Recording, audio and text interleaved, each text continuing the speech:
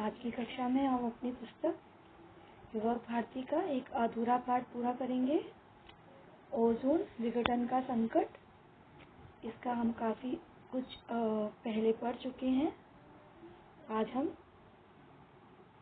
53 number page पढ़ेंगे। देखिए हो क्या। ओजोन संकट पर विचार करने के लिए दुनिया के अनेक देशों में पहली बैठक जो हुई वो 1985 में वियना में हुई। बाद में सितंबर में 1987 में 1987 में कनाडा के शहर मॉन्ट्रियल में भी बैठक हुई और जिसमें कितने देशों ने भाग लिया था? 48 देशों ने भाग लिया था। तो इस बैठक में जिस मसौदे को अंतिम रूप दिया गया, उन लोगों ने बैठ के एक डिसीजन लिया, जो एक मसौदा बनाया, उसमें यह कहा गया, उसे मॉन्ट्रियल प्रोटोकॉल कहा गया। इसके तहत यह प्रावधान रखा गया कि सन 1995 में 1995 तक सभी देश सीएफसी की खपत में 50% 50% की कटौती करेंगे और 1997 यानी 1997 तक 85% इसमें कटौती करेंगे। और 85 मतलब 85 बोलते हैं हिंदी में। मसौदे के कई बिंदुओं पर विकसित और विकासशील देशों के बीच मतभेद उभर कर आने लगे। अब क्या हुआ, हमारे पास दो तरीके के देश हैं, आप जानते हैं। एक है विकसित जो है डेवलप, और एक है विकासशील जो है डेवलपिंग कंट्री। अब ये आपस में लड़ने लगे। मुद्दा क्या था? What was the point?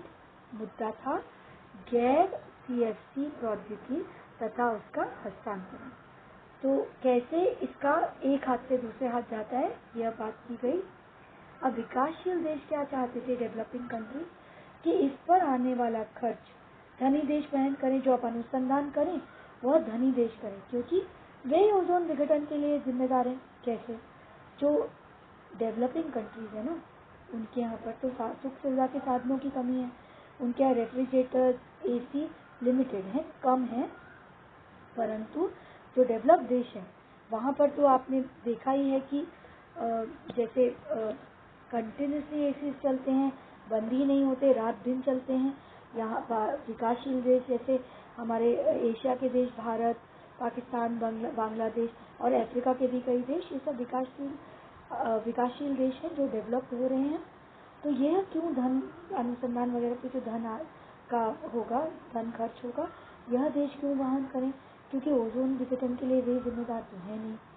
और फिर सन 1990 के ताज़ा आंकड़ों के अनुसार पता चला कि पूरी दुनिया में सीएफसी की खपत 12 लाख टन तक पहुंच गई और जिसकी 30% हिस्सेदारी अकेली अमेरिका की है। अब अमेरिका अकेला ही इतना ज़्यादा जिम्मेदार है, तो विकासशील देश क्यों सारी जिम्मेदारी उठाएं? और भारत का प्रतिशत मात्र 0.6 था। मैंने आपको बोला कि विकासशील देश हैं हम, तो भारत की तुलना में अमेरिका की सीएफसी की खपत 50 गुना अधिक है। इतनी ज़्यादा समस्या पर विचार करने के लिए लंदन में एक बैठक हुई, जहां नए प्रतिशनों की खोज। अब यह बोला गया कि अब नया ठंडा करने का कोई तो भी रास्ता, प्रतिशन का रास्ता खोजा जाए, अनुसंधान किए जाए और पुरानी तकनीक में विस्थापन के लिए एक कोष बनाने की मांग की और धीरे धीरे जो पुरानी टेक्नोलॉजी है उसे परिवर्तन किया जाए, नई टेक्नोलॉजी में बदलाव किया जाए। उसके लिए भी पैसे की ज़रूरत है। एक कोष बनाया जाए, एक खजाना बनाया जाए, जहां सब अपना पैसा इकट्ठा करें और अनुसंधान पे खर्च किया जाए। यहाँ विकासशील देशों के दबाव के चलते विकसित देशों को कई रियायतें देनी पड़ी। तो हम लोगों ने, विकासशील देशों ने इसकी मांग रखी, तो उन लोगों ने हमारी मांग सुनी और हमें कई तरीके की रियायत दी गई, हमें कई तरीके की कमी की गई, हमारे उसमें छूटें दी गई कि आप लोग, क्योंकि हम नहीं इतना विघटन कर रहे तो हम क्यों इतना धन दें। इसके अंतर्गत नई तकनीकों के हस्तांतरण में मदद के साथ साथ सीएफसी के विकल्प की खोज में दूसरे देशों को धन मुहैया कराना मुख्य है। तो सबने एक कोष बनाया और विकसित देश अपना धन इस कोष में डालेंगे और इसका कोई न कोई विकल्प, पर्याय ढूंढा जाएगा। समझौते के तहत यह व्यवस्था है कि सन 2010 तक विकासशील देश CFC का इस्तेमाल एकदम बंद कर देंगे। मतलब CFC का विकल्प ढूंढकर उसका इस्तेमाल बिल्कुल बंद किया जाएगा। इस दौरान विकसित देश नए प्रशीतकों की खोज में विकासशील देशों की मदद करेंगे। ऐसा यह समझौते में मसौदे में कहा गया कि 2010 तक विकासशील देश बिल्कुल बंद कर देंगे और विकसित देश क्या करेंगे, नए प्रशीतक की खोज करेंगे और साथ ही साथ विकासशील देशों की आर्थिक मदद भी करेंगे ताकि वो प्रशीतन के नए तरीके खोज सकें। अब क्या हुआ, स्थिति की गंभीरता को देखते हुए दुनिया के सभी देशों ने इस बारे में विचार करके समुचित कदम उठाने शुरू किए। उन्होंने जो उचित कदम हो साथ मिलकर उठाने शुरू किए। सबने बोला, क्योंकि देखिए ओजोन लेयर किसी की बपौती नहीं, किसी अकेले की धरोहर नहीं, पूरी पृथ्वी की है, जरूरत है, पूरी पृथ्वी की छतरी है और उसके बिना सबको ही हानि होने वाली है। उसके बाद ग्रीन हाउस के प्रभाव के कारण आज धरती का तापमान निरंतर बढ़ रहा है। अब ये ग्रीन हाउस क्या इफेक्ट है ये समझिए। सन की जो गर्मी, सूर्य की जो गर्मी जो बहुत ज़्यादा ओजोन लेयर में छेद जाने से, छेद होने की वजह से धरती पर पहुंच रही है, तो धरती के वातावरण का तापमान निरंतर बढ़ रहा है, गर्मी बढ़ रही है। कहीं गर्मी इतनी न बढ़ जाए कि मनुष्य जाति न खत्म हो जाए। इसमें ओजोन विघटन की भी अहम भूमिका है। ग्रीन हाउस में ओजोन विघटन की भी बहुत अहम भूमिका है। धरती बहुत तेजी से गर्म हो रही है। पृथ्वी पराबैंगनी किरणें जब धरती तक आती हैं तो स्थल मंडल में मौजूद वस्तुओं द्वारा अवशोषित कर ली जाती हैं, वो सोख ली जाती हैं अल्ट्रावायलेट किरणें। आगे का पाठ हम देखते हैं, अगला पृष्ठ देखते हैं। ये देखने के पहले कठिन शब्द अवरक्त, अधोरक्त, प्रकाश से तेज, विद्युत चुंबकीय, उत्सर्जित निकाला हुआ, अवशोषित सोखा हुआ, तापमान टेम्परेचर जिसको कहते हैं, वायुमंडल में ताप की एक निश्चित मात्रा, ध्रुवों भूगोल में पृथ्वी के दो सिरों को जिसको हम दक्षिणी और उत्तरी ध्रुव बोलते हैं, जल स्तर पानी का स्तर, तटीय क्षेत्र कोस्टल रीजन समुद्र के तट के पास का क्षेत्र, ताप वृद्धि गर्मी में बढ़त को बोलते हैं, जलवायु कहीं के मौसम को जलवायु बोलते हैं, अतिवृष्टि अधिक वर्षा को बोलते हैं और अकाल सूखा को बोलते हैं, विगत बीता हुआ, शोध खोज, गोमुख वो पर जगह है जहाँ से गंगा नदी निकली है, गोमुख उसे कहते हैं, और प्रथमार्ध फर्स्ट हाफ शुरू के आधा को बोलते हैं। आगे का पढ़ लेते हैं। ये वस्तुएं पराबैंगनी के अवशोषण के बाद अवरक्त विकिरण उत्सर्जित करती हैं। तो ये जो है कि विकिरण उत्सर्जित करती हैं, ये किरणें जो हैं ये वापस वायुमंडल के बाहर नहीं जा पाती क्योंकि हवा में मौजूद कई गैसें उन्हें अवशोषित कर लेती हैं। अब ये जो पराबैंगनी किरणें हैं वो वायुमंडल से बाहर नहीं जाती क्योंकि यहीं रह जाती हैं, यहाँ की गैसें अब इन्हें सोख लेती हैं। इस तरह से धरती का तापमान बढ़ता जाता है। सूर्य की पराबैंगनी किरणें बहुत ही हानिकारक हैं और उसके कारण धरती का तापमान बढ़ता है।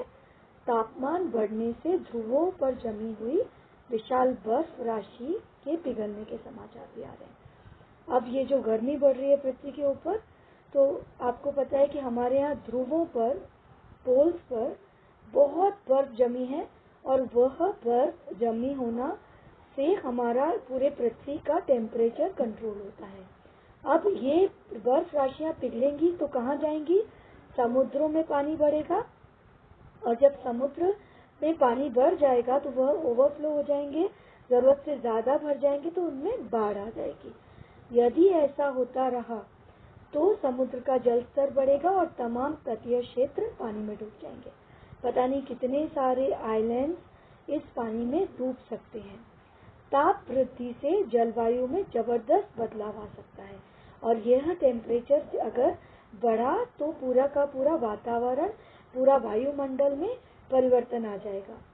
मॉनसून में परिवर्तन के साथ कहीं अतिवृष्टि तो कहीं अकाल जैसी स्थिति आ सकती है। इस वजह से हमारे रेनफॉल पैटर्न में भी परिवर्तन आ जाएगा। तो कहीं पर तो अधिक वर्षा हो जाएगी और कहीं सूखे जैसी स्थिति आ जाएगी। वैसे विगत एक सदी के दौरान भूमंडल में काफी परिवर्तन पाया गया है। इस एक सदी में ही हम देखेंगे बहुत बड़ा बदलाव आया है। गर्मी बहुत अधिक हो गई है, वर्षा भी बहुत ज्यादा हो रही है। जो पिछले साल हमारे महाराष्ट्र में ही बारिश अगस्त तक, सितंबर तक चलती रही। तो यह इसी ओजोन के विकिरण का ही एक संकट दिखाई दे रहा है। हाल ही में शोध में पाया गया कि हिमालय में गंगोत्री स्थित गोमुख हिमनद, मैंने अभी आपको समझाया, गोमुख वह है जहाँ से गंगा नदी शुरू होती है, हर साल 18 मीटर पीछे की ओर खिसकता जा रहा है। अब इसके पीछे खिसकने से यह महसूस हो रहा है कि वह पिघल रहा है, और अगर यही हाल रहा तो संभव है कि 21वीं सदी के प्रथमार्ध तक यही हिमनद तथा साथ ही साथ, तो अगर यही होता रहा तो यह संकट गहराता जाएगा। 21वीं सदी के आधे तक आते आते क्या हो जाएगा, आगे बढ़ते हैं। कठिन शब्द। ऊसर, बंजर, व्यापक, विस्तृत, दुष्प्रभावों, बुरा प्रभाव, संकटापन्न, संकटों से भरा, समग्र, सारे। को देखते हैं।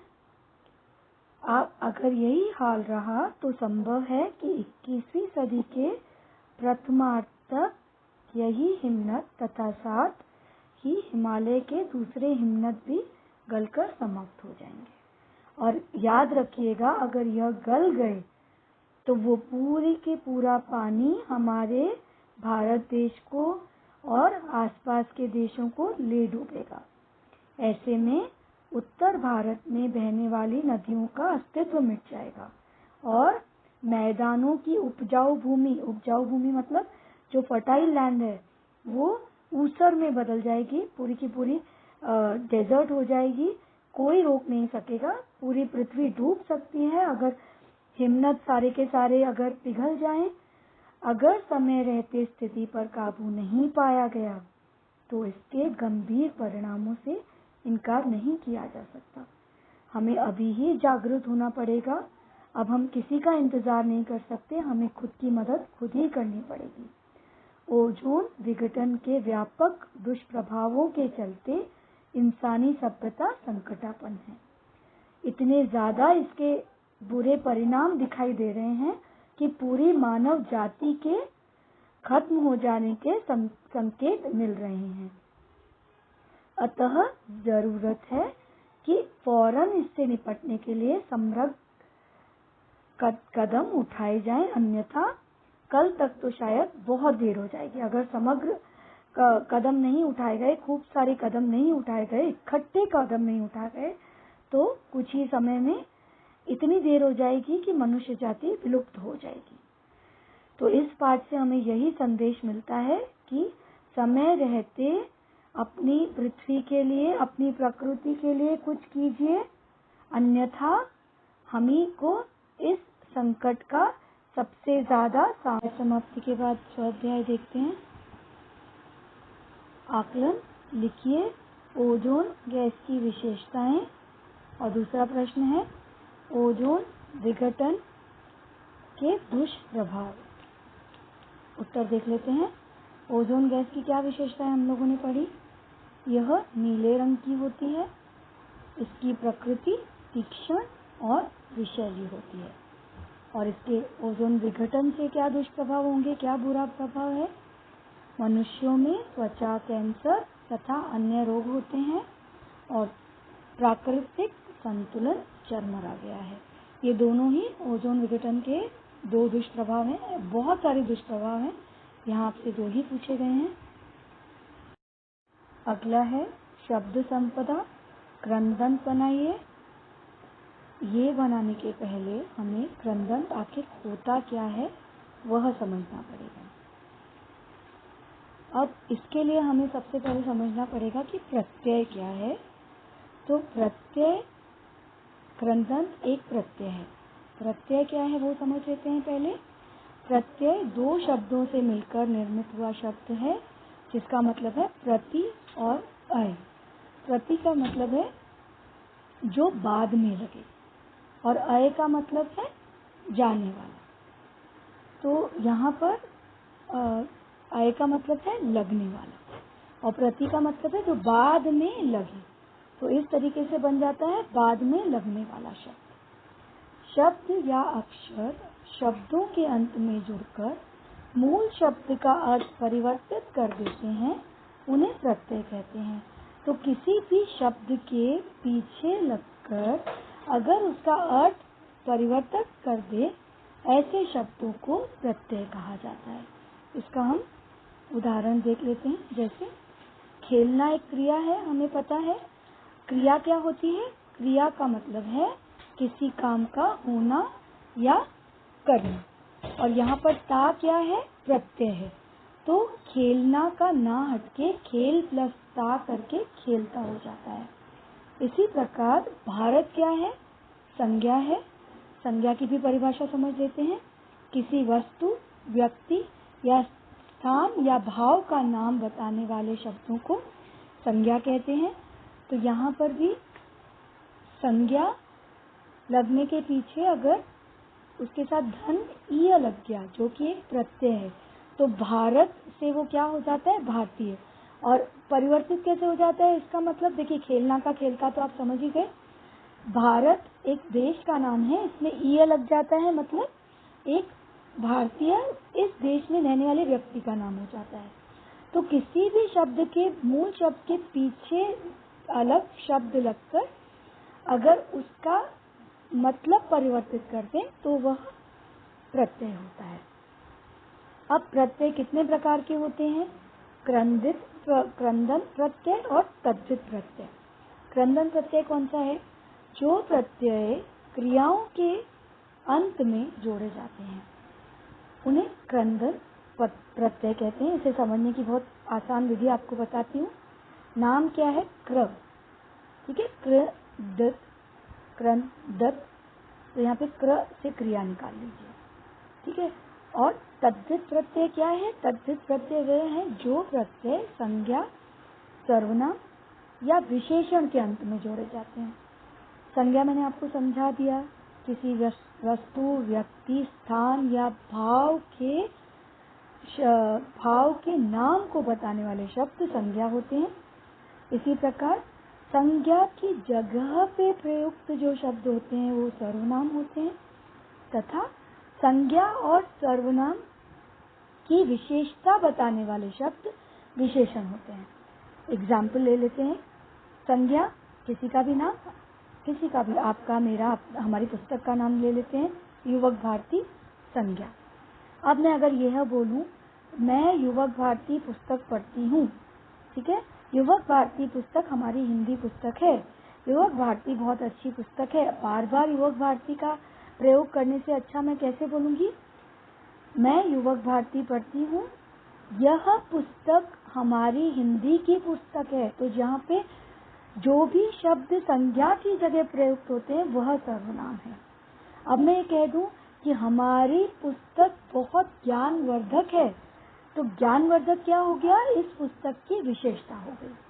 तो इसी प्रकार फिर से समझ लेते हैं। क्रंदित प्रत्यय क्रिया के अंत में जोड़े जाते हैं और तद्धित संज्ञा, सर्वनाम या विशेषण के अंत में जोड़े जाते हैं। परिभाषा देख लेते हैं। जो प्रत्यय क्रियाओं के अंत में जोड़े जाते हैं उन्हें क्रंदित प्रत्यय कहते हैं। जैसे उड़ना क्रिया है, उसके पीछे धन आन लग गया, उड़ान हो गया। भटकना क्रिया है, उसके पीछे धन आव लग गया, भटकाव हो गया। तो प्रमुख कुछ क्रंदित प्रत्यय होते हैं। आव, आवा, आई, ई, त, अक, ऐसे। जैसे नाव के पीछे अक लग गया तो जैसे नाव के पीछे इक लग गया, नाविक। और जैसे सेव के पीछे अक लग गया तो सेवक। जैसे पढ़ के पीछे ई लग गया तो पढ़ाई। ऐसे ही बहुत बहुत तरीके से बन सकते हैं, जैसे भटकना के पीछे आव लगा, उड़ना के पीछे आन लगा, इस प्रकार। अब तद्धित प्रत्यय देखिए, जो प्रत्यय संज्ञा, सर्वनाम या विशेषण के अंत में जोड़े जाते हैं उन्हें तद्धित प्रत्यय कहते हैं। जैसे मानव प्लस ता, मानवता, चतुर प्लस आई, चतुराई।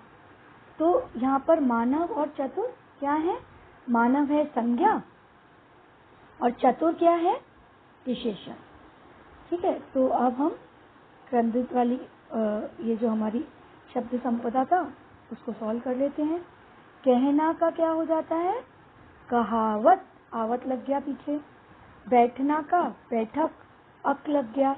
लगना का लगाव, आव लग गया। ऐसे ही छीजना का छीजन। तो इस प्रकार हमने ये भी सॉल्व कर लिया। अब हम अगला प्रश्न देखते हैं। अभिव्यक्ति का प्रश्न है, भौतिक विकास के कारण उत्पन्न होने वाली समस्याओं के बारे में अपने विचार व्यक्त कीजिए। भौतिक विकास, जो हमारा विकास हुआ है सुख सुविधाओं के लिए, मनुष्य बहुत विकास कर रहा है, पर उस वजह से जो हमारे पर्यावरण को जो और हमारे जलवायु को जो संकट आ रहा है उसके बारे में अपना मत हमें बताना है। भौतिक विकास की चमक दमक के पीछे दौड़ रही दुनिया पर्यावरण पर आए संकट को नहीं देख पाई।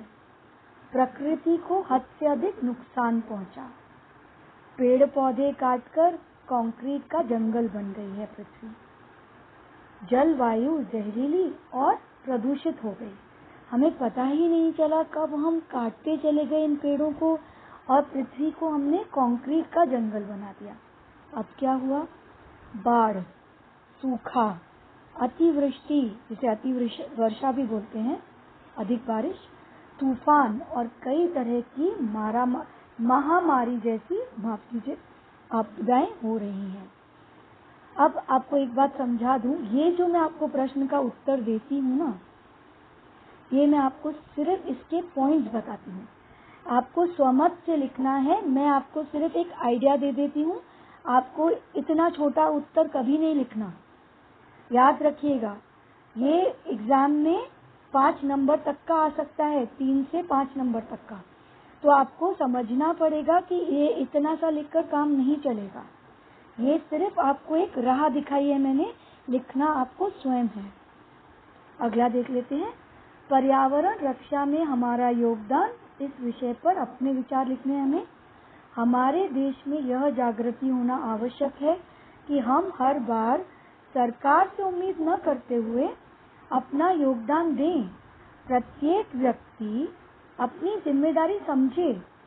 सभी प्रकार की गंदगी, कचरा और बढ़ती आबादी का हमें स्वयं उपाय करना है और संरक्षण में पृथ्वी के भागीदारी करनी है। जल, वायु, पेड़, पर्वत, प्राकृतिक संपदा जिसे हम नेचर बोलते हैं, सबका रक्षण हमें ही करना है। यही हमारा योगदान होगा। पर्यावरण को हानि पहुंचाने वाले पदार्थों का, जैसे पॉलीथीन, थर्मोकोल का उपयोग कम से कम करें और पुनरावृत्ति करें। पुनरावृत्ति मतलब क्या? रिसाइकिल करें, मतलब वापस प्रयोग करने वाली योग्य वस्तुएं ही खरीदें, जैसे कपड़े का बैग। ठीक है, तो ये सब चीजें क्या करती है? हमारे पर्यावरण को हानि नहीं पहुंचाती। अगला प्रश्न देखने के पहले प्रश्न एक बार देखते हैं क्या है हमारा। ओजोन विघटन संकट से बचने के लिए किए गए अंतर्राष्ट्रीय प्रयासों को संक्षेप में लिखिए। ये हमारे पाठ पे आधारित लघुत्तरी प्रश्न है। देखते हैं। ओजोन परत के संरक्षण हेतु 1985 में ऑस्ट्रिया की राजधानी में वियना कन्वेंशन संपन्न हुआ, जो ओजोन क्षरण पदार्थों पर नियंत्रण हेतु एक सार्थक प्रयास था। जो भी पदार्थ ओजोन की लेयर को कम कर रहे हैं ना, उसके खिलाफ इन लोगों ने एक बहुत बड़ी कन्वेंशन की और ये बहुत ही सार्थक प्रयास हुआ क्योंकि सारे देशों में जागृति आई। 16 दिसंबर का दिन विश्व ओजोन दिवस के रूप में मनाते हैं। तो उस दिन हम अपने आप को और सबको याद दिलाते हैं कि हम क्या गलत कर रहे हैं और क्या उचित कर सकते हैं। इसी दिन 1987 में 33 देशों ने कनाडा के मॉन्ट्रियल शहर में समझौते पर हस्ताक्षर किए, जिसे मॉन्ट्रियल प्रोटोकॉल कहा जाता है। और एक बात आपको समझा देती हूँ, हिंदी के पेपर में गिनती अंग्रेजी में मान्य है, तो आपको कभी भी इस बारे में लिखने के टाइम अंग्रेजी में आप गिनती लिख सकते हैं। क्लोरोफ्लोरोकार्बन, जिसको हम CFC के नाम से भी जानते हैं, यौगिक की खोज प्रशीतन के क्षेत्र में क्रांतिकारी उपलब्धि रही। पाठ में इसका उत्तर है। सन 1930 में से पहले प्रशीतन के लिए अमोनिया और सल्फर डाइऑक्साइड गैसों का इस्तेमाल होता था, परंतु गैसें तीखी थी और मानव स्वास्थ्य के लिए हानिकारक थी। अतः वैज्ञानिकों को उचित विकल्प CFC मिला। ये रसायन रंगहीन, गंधहीन, अक्रियाशील होने के साथ ही साथ अज्वलनशील भी था। रिएक्शन भी नहीं करता था, साथ ही साथ जलता भी नहीं था, तो बदबू भी नहीं थी। तो ये बहुत बड़ा क्रांतिकारी एक उपलब्धि रही, पर सबको पता नहीं था ना कि इसके बाद यही उपलब्धि हमारे ओजोन में इतना बड़ा छीजन का कार्य करतेगी। इस तरह यह आदर्श प्रशीतक सिद्ध हुए। प्रशीतन के क्षेत्र में CFC क्रांतिकारी उपलब्धि रही। इस प्रश्न को भी आपको खुद भी अपने ही शब्दों में लिखने की कोशिश करनी है। अब हम अगला देख लेते हैं। हमने अलंकार पहले के भी कई सारे वीडियोस में कराया है आपको। ये अलंकार वापस एक बार समझा के और एक नया अलंकार आपको सिखा देती हूँ आज। जिस प्रकार, पहली बात समझ लेते हैं अलंकार क्या है। जिस प्रकार स्वर्ण आदि से के आभूषणों से शरीर की शोभा बढ़ती है, उसी प्रकार जिन साधनों से काव्य की सुंदरता में वृद्धि होती है, वहाँ अलंकार की उत्पत्ति होती है।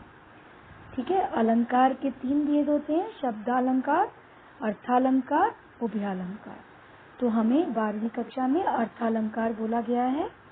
रूपक, उपमा, उत्प्रेक्षा हम कर चुके हैं। आज हम अतिशयोक्ति और दृष्टांत करेंगे। इसका मतलब समझा देती हूँ आपको और इसके उदाहरण भी दिखाती हूँ। अतिशयोक्ति, जहाँ पर लोक सीमा तथा लोक मान्यता का अतिक्रमण करके किसी विषय का वर्णन किया जाए, वहाँ पर अतिशयोक्ति अलंकार माना जाता है। अतिशयोक्ति का आपको वैसे ही मतलब बता देती हूँ, किसी बात को बढ़ा चढ़ा के कहना। जैसे कोई कहे, अरे इतनी बारिश हुई थी कि पूछो मत। तो ये ऐसे जब बोलते हैं ना, तो हम किसी बात को बढ़ा चढ़ा के बताते हैं। अतिशयोक्ति शब्द 2 शब्दों से मिलकर बना है, अतिशय प्लस उक्ति, अर्थात अत्यंत बढ़ा चढ़ाकर बात की हुई। जैसे कोई प्रेमी किसी प्रेमिका को कहता है, मैं तेरे लिए चांद तारे तोड़ लाऊंगा। क्या ये संभव है? उदाहरण देख लेते हैं। पत्रा ही तिथि पाइयो, वहाँ घर के चहुपास, नित प्रति पुण्यो रहो, आनंद उजास। अगला देखते हैं। हनुमंत की पूछ में लग न पाई आग, लंका सगरी जल गई, गए निशाचर भाग। इन पंक्तियों में बहुत बड़ी बड़ी बातें कही गई हैं। जैसे हनुमान की आंख में पूछ क्या लगा दी, पूरी की पूरी लंका में आग लग गई। पड़ी अचानक नदी अपार, घोड़ा उतरे कैसे पार, राणा ने सोचा इस पार, तब तक के तब था उस पार। ये महाराणा प्रताप की बात बताई गई है इन पंक्तियों में कि नदी पड़ी अगर रास्ते में, तो राजा सोचता रह गया कि घोड़ा उस पार कैसे जाएगा। राजा सोच भी नहीं पाया और घोड़ा उस पार पहुंच गया। तो इस तरीके से जब बातों को बढ़ा चढ़ा के किसी की बहुत तारीफ की जाती है, प्रशंसा की जाती है, तो उसे अतिशयोक्ति अलंकार कहा जाता है। अगला देखते हैं। दृष्टांत। दृष्टांत का अर्थ है उदाहरण। किसी बात की सत्यता प्रमाणित करने के लिए उसी ढंग की कोई दूसरी बात कही जाती है, जिससे पूर्व कथन की प्रामाणिकता सिद्ध हो जाए कि वो कितनी प्रामाणिक है। वहाँ दृष्टांत अलंकार होता है। किसी का किसी से जब कंपैरिजन करते हैं, कोई दूसरी बात ऐसी कही जाती है, जैसे करत करत अभ्यास के जड़मती होत सुचान, रसरी आवत जाते है सिल पर पड़त निशान। कि अगर आप बहुत अभ्यास करोगे तो आपकी कमजोर बुद्धि वाला भी बच्चा अगर मेहनत बहुत करेगा तो बहुत अच्छा परीक्षा में कर सकता है। जैसे रस्सी आती जाती है तो कुएं के पत्थरों पे भी निशान पड़ जाता है। देखिए पत्थर पे निशान पड़ना आसान है क्या, पर जब हम कुएं से पानी भरते हैं तो रस्सी इतनी बार ऊपर नीचे जाती है कि पत्थर पे भी निशान पड़ जाते हैं। तो यहाँ पर एक बात समझाने के लिए दूसरी बात कही गई है। दूसरा भी देख लेते हैं। सबे सहायक सबल के कोई न निभल सहाय, पवन जगावत आग ही दीप ही देत बुझाए। देखिए इसको समझा देती हूँ। सब सहायता करते हैं किसकी, सबल की, ताकतवर की, गरीब की कोई सहायता नहीं करता। पवन ही, देखिए बहुत तेज हवा चलती है तो आग लग जाती है, और किधर, पूरे के पूरे वन में, पूरे फॉरेस्ट में आग लग जाती है, पर एक छोटा सा बेचारा दीपक इस हवा से बुझ जाता है। मतलब बड़े बड़े को तो सब साथ देते हैं, हवा चल चल के फॉरेस्ट की फायर को, जंगल की आग को बढ़ाती है, पर छोटे से दीपक को बुझा देती है। एक मयान में दो तलवारें कभी नहीं रह सकती हैं, किसी और पर प्रेम पति का नारियां नहीं सही।